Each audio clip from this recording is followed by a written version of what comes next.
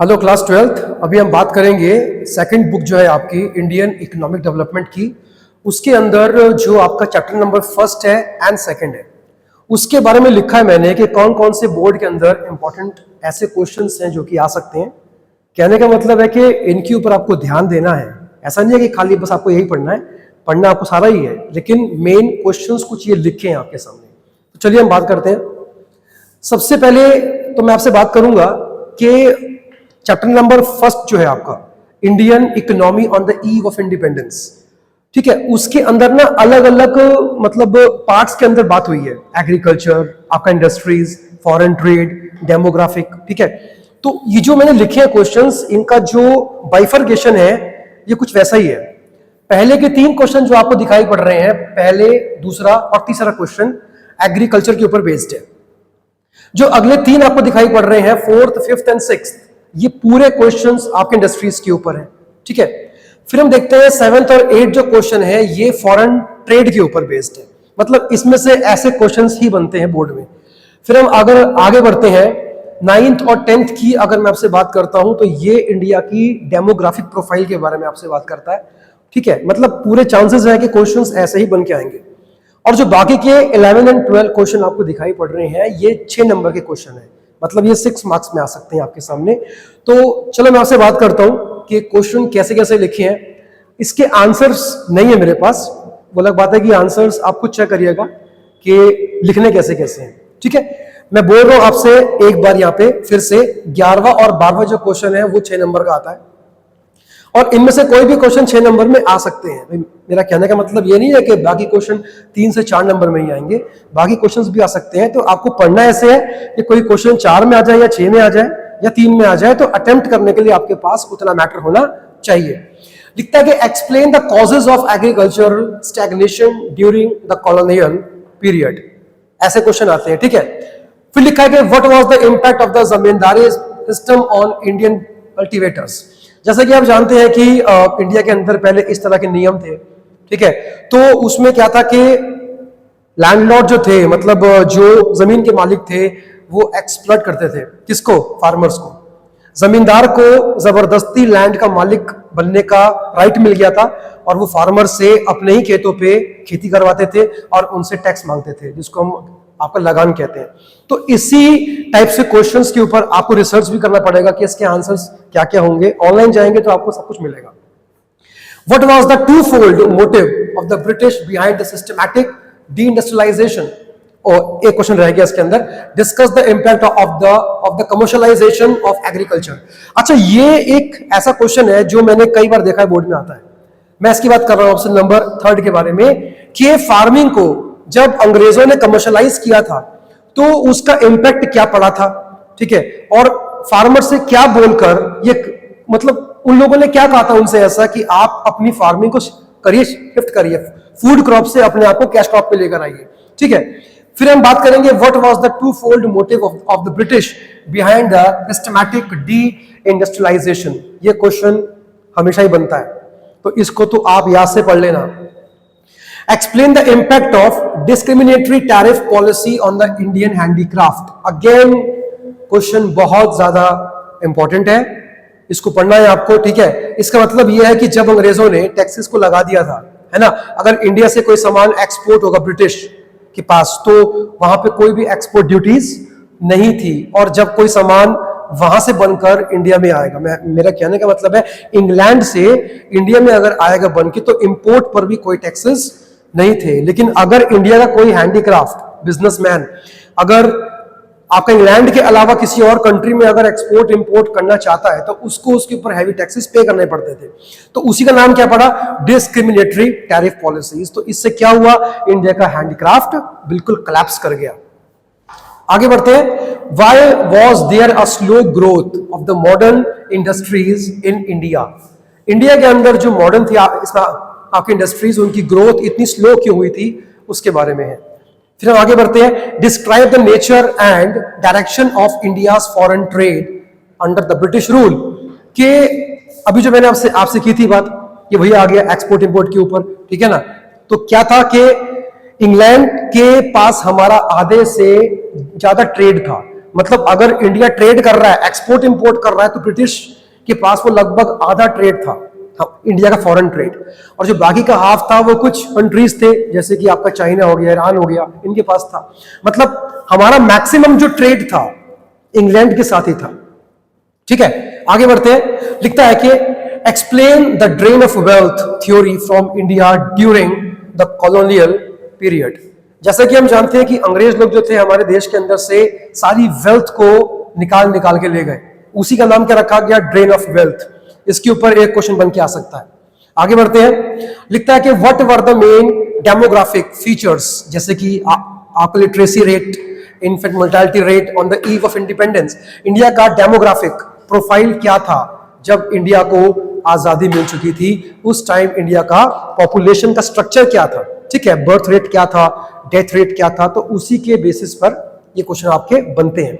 और एक चीज जो आपको ध्यान रखनी है कि अगर ये क्वेश्चन आपके बोर्ड के एग्जाम्स में आता है तो आपको सारे कंपोनेंट्स के बारे में बात करनी है, बर्थ रेट के ऊपर, डेथ रेट के ऊपर, इंडिया का उस टाइम का लिटरेसी रेट क्या था, वुमेन किस हद तक पढ़ी लिखी थी, तो वो सब चीजें आपको मेंशन करनी पड़ जाएंगी।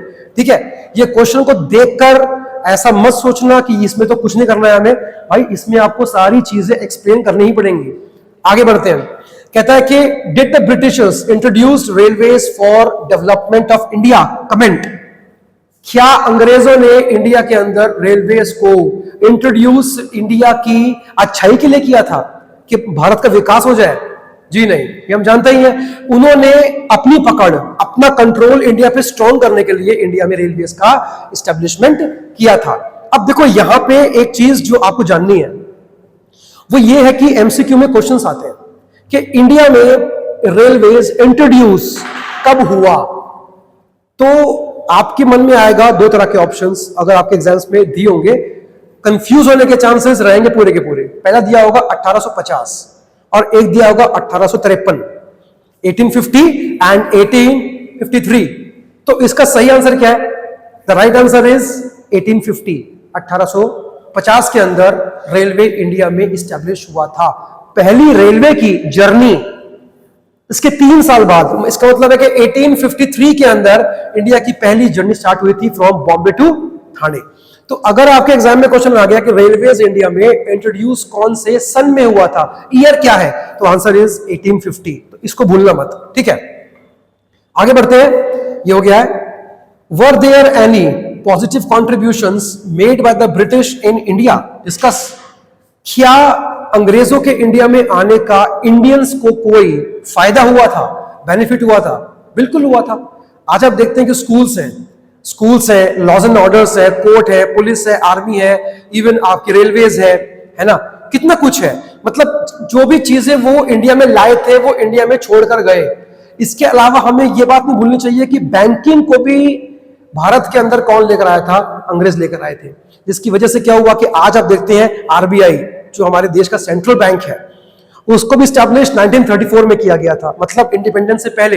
और इंडिपेंडेंस से पहले गवर्नमेंट हमारी नहीं उनकी थी। इसका मतलब है कि कंट्रीब्यूशन तो थे उनके, जिसका बेनिफिट आज हमको मिल रहा है। ठीक है, आगे बढ़ते हैं।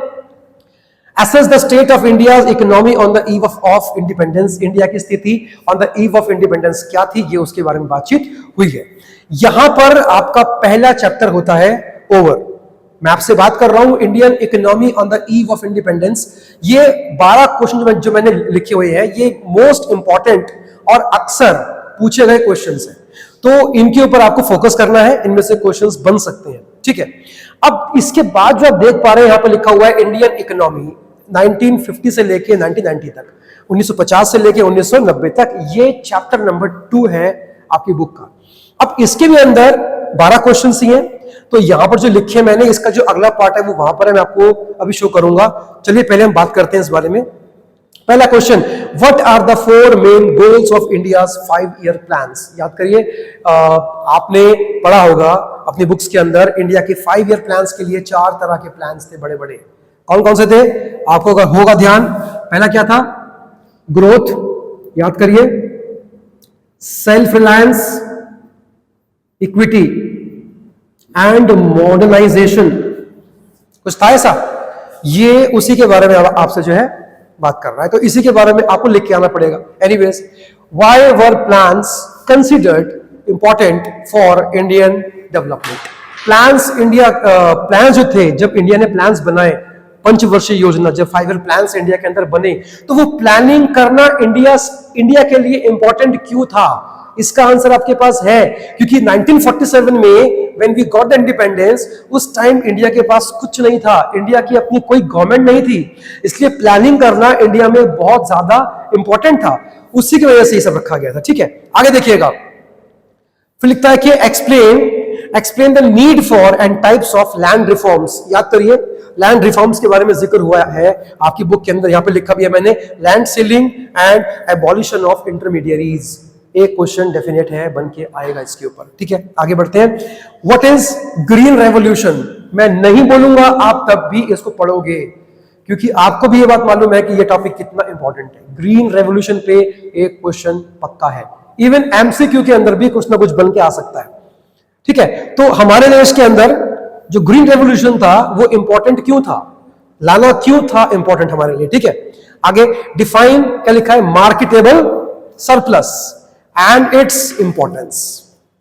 इसका मतलब क्या होता है, जितना चाहिए, जितना अनाज खाने के लिए हमको चाहिए अपने देश के अंदर, अब उससे ज्यादा ही हम कल्टीवेट कर रहे हैं। अब उसका बेनिफिट क्या होगा कि हम एक्स्ट्रा को एक्सपोर्ट कर सकते हैं और फॉरेन करेंसीज कमा सकते हैं। ठीक है, ओके, अगला पार्ट जो इसमें हमारा आता है वो क्या आता है, डिस्कस द इंपॉर्टेंस या significance of the industrial policy resolution IPR 1956 के ऊपर ये क्वेश्चन बन के आएगा कि इंडस्ट्रीज को कितने पार्ट्स के अंदर क्लासिफाई किया गया था और उसमें इंडस्ट्रीज कौन कौन सी थी, नंबरिंग कौन कौन से थे, ये आप यहाँ से पढ़ लीजिएगा। आगे बढ़ते हैं। व्हाट वाज लाइसेंस राज, ये क्या था, and how did it affect the industrial growth? Licence Raj क्या था और जो आपकी इंडस्ट्रीज की थी ग्रोथ इंडिया में, उसके ऊपर इंपैक्ट कैसे आया था?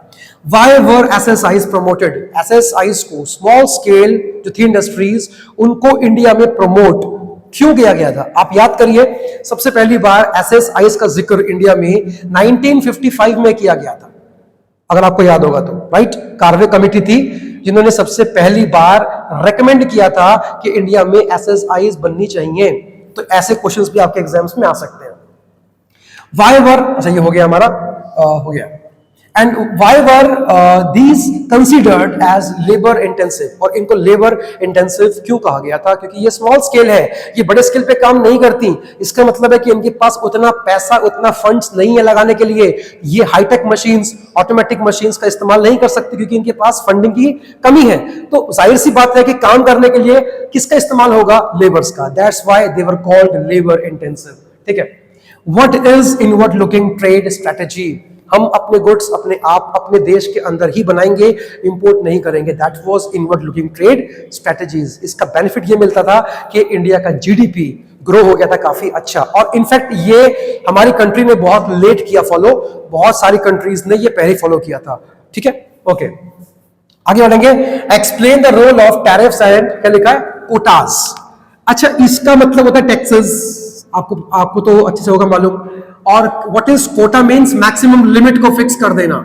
इसके ऊपर एक क्वेश्चन बन के आएगा भाई बोर्ड के अंदर। Explain the role of tariff and quotas in protecting the domestic industries. Indian government ने इंडिया की इंडस्ट्रीज को सेफ गार्ड करने के लिए, उनको सेफ करने के लिए क्या किया था कि दूसरी कंट्रीज से कोई सामान अगर आप इंपोर्ट करोगे तो उसके ऊपर हाई टैक्सेस, टैरिफ और उनके ऊपर अपर लिमिट लगा दी थी कि आप इसके ऊपर बाहर से इंपोर्ट नहीं कर सकते। इसका बेनिफिट ये मिला कि जो सामान हम पहले बाहर से मंगवा रहे थे, अब वही सामान हम इंडिया से मंगवा के उसको इस्तेमाल करते। इंडिया की इंडस्ट्रीज की इसमें क्या होती, ग्रोथ होती। आगे देखिए, ये क्वेश्चंस मैंने बहुत बार देखा, ये आता है बोर्ड के अंदर। Critically apprise the development of agriculture and industries during this period. सबसे पहले तो आप इस बात को समझो कि इस वर्ड का मतलब क्या है। इसका मतलब होता है कि कहीं ना कहीं किसी चीज को प्रॉपर्ली इवैल्यूएट करना, किसी चीज को इवैल्यूएट करना, उसके प्लस पॉइंट, उसके माइनस पॉइंट्स को भी चेक करना। ठीक है, तो इसके ऊपर एक क्वेश्चन बन के आ सकता है कि इंडिया के एग्रीकल्चर का जो डेवलपमेंट हुआ था इन 40 ईयर्स के अंदर, कौन से 40 ईयर्स, 1950 से लेके 1990 तक इन 40 इयर्स के अंदर इंडिया के अंदर जितने भी नए कानून बने थे, लैंड रिफॉर्म्स आए थे, HIV सीड्स को अडॉप्ट किया गया था, है ना, there was a green revolution, तो इन सब का बेनिफिट क्या असल में हुआ था, ये इसी के अंदर आपको पढ़ना है। और डोंट वरी, आपकी बुक अगर एनसीईआरटी की है या किसी और ऑथर की है तो सब में दिया हुआ है, लेकिन ये याद से पढ़ लेना यार, ये आता है एग्जाम्स के अंदर। What were the arguments in favor and against HYV seeds? HYV seeds के लिए फेवर में और उसके अगेंस्ट में आर्ग्यूमेंट्स थी कौन कौन सी, ये भी आपकी बुक में दिया हुआ है, इसको पढ़िए प्लीज याद से। बाकी के जो रह रहे हैं चैप्टर्स, इनके बारे में हम बाद में बात करेंगे। फिलहाल आप इन 2 चैप्टर्स के ऊपर रिसर्च करिए, पढ़िए। All the best.